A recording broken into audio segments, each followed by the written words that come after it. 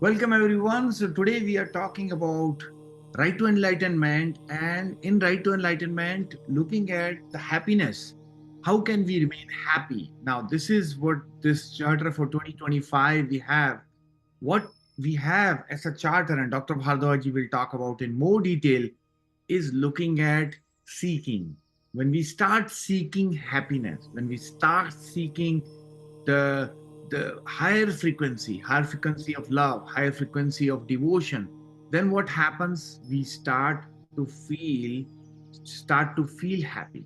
Once we start feeling happy and we are having happy thoughts, then the whole atmosphere get changed. When we say the atmosphere get changed, that means that it is the key component for the right to enlightenment. And Dr. Bhardwaj will talk about this today, which is freedom of thought.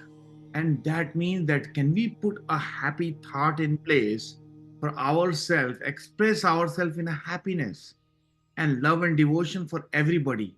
Freedom of expression, that means what we can do from our expression, what can we do for others as part of our contribution for them. And when we are having freedom of inquiry, that means when we seek, we can seek the truth and truth will come to us. And that's what happens when we are seeking about an observation about something, we get that observation. And same thing is true with freedom of education, where we are providing the education. Now, this charter is a fundamental human rights, and that's something Dr. Bhardwaj ji is working towards, and right to enlightenment movement is based on it. And that means that what can we do from our contribution perspective is to feel and put the seeds of happiness as a fundamental right to seek, acquire, and share the divine knowledge. When we start to get this wisdom, then everybody will start vibrating at a higher frequency. Then what would happen? Then the world will change. The world will change to happiness. Dr. Bhardwaj calls that as 8 billion people will all get affected just by us focusing. Even one person starts focusing on the happiness, everybody will start vibrating in that frequency. Dr. Bhardwaj, please go ahead and talk about in 2025 the wisdom and our approach towards happiness. Wonderful stage Rohit is setting for this knowledge to be given to the whole world, 8 billion people on this earth. You know, if we can really understand the philosophy of life, we can really do that sustainable human transformation. How to do that transformation? Once you start seeking, as Rohit said, that by reducing things, reductionist policy is that you keep on reducing things and only then you will reach at the core that what is really true and which is permanent. And you can see that this body is variable, it keeps on decaying. And if you look at the mind is also variable because it keeps on providing you information. And then you go to your core, that who's getting this information? It is your attention, which can really work on that, because wherever the attention goes, the divine energy flows. Mind and body does not have their own energies, my dear. So this is what has to be understood as a seeker. As a seeker, you will go by reducing everything and then reaching the core, and that core is within you.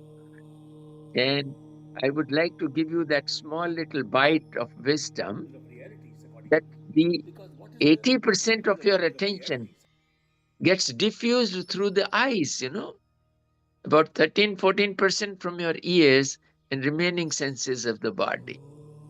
Now you see, these two eyes are cameras. And behind those cameras, there are two optical nerves running in the center of your head.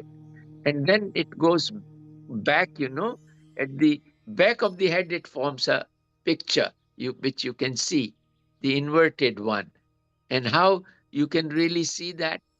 This is how is a beautiful area to understand that where these two optical nerves meet, your ears are also connected.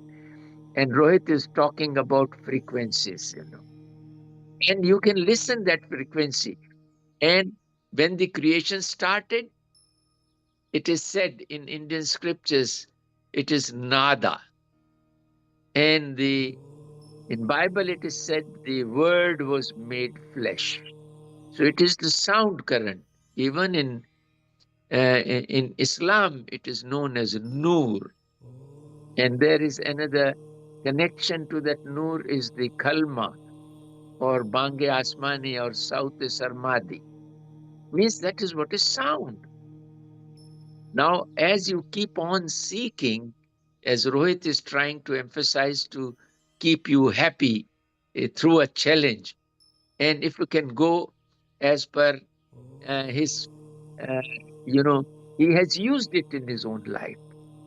So he's trying to be happy and show you as a demonstration that he's a happy person every time. Even if he does some mistakes, what he does, he starts laughing. Double happiness, triple happiness, with both of his hands, in the towards the sky, and he's a happy person. Because whatever is happening is happening. It has to happen. So how we deal with that happening is our prerogative. We can do that. So we can give our attention to whatever we need, whatever we are seeking for. If you want to seek happiness, because it's a small little journey here, my dear. It is for a few hundred years. I mean, out of all that, it is few years, maybe about 80, less than 100 years. So this small little journey after billions of years, this small little part is going to go ahead, and it'll happen as it is unfolding from Big Bang to black hole. The whole creation is moving, my dear, and that is what is your creation. You have done it. Gradually, in this daily divine wisdom, you will be knowing that how gradually you will start knowing about it, and you will make your life as a happy person.